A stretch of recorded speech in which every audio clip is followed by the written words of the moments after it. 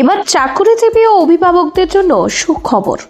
আয়কর নিয়মে বড়সড় পরিবর্তন এনেছে, যা চাকরিজীবী এবং অভিভাবকদের জন্য কর জমা দেওয়ার প্রক্রিয়া আরও সহজ করে তুলবে।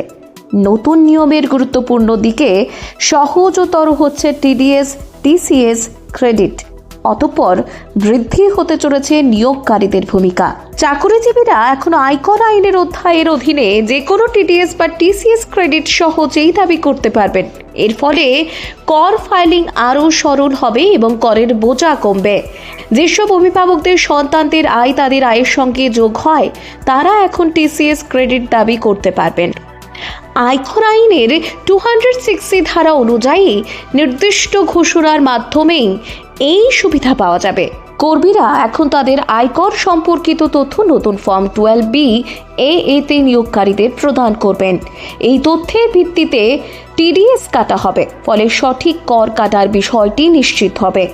পাশাপাশি যারা টিসিএস প্রদান করেন, সেক্ষেত্রে ক্রেডিট ট্রান্সফারের নতুন প্রক্রিয়ায় তারা সংগ্রহকারী সংস্থাকে ঘোষণা করতে পারবেন যে এই ক্রেডিট অন্য প্যানে স্থানান্তরিত করা হোক। সেক্ষেত্রে এর জন্য প্রাপকের নাম, প্যান এবং ক্রেডিট স্থানান্তরের কারণ জানাতে হবে।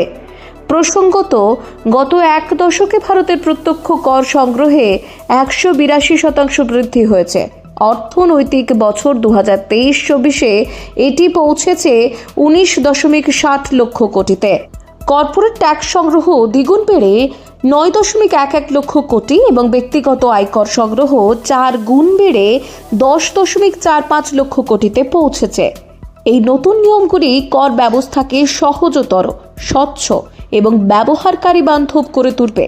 চাকরিজীবী থেকে শুরু করে অভিভাবক সকলেই এর সুবিধা উপভোগ করতে পারবেন এবং তাদের করের বোঝাও হ্রাস পাবে।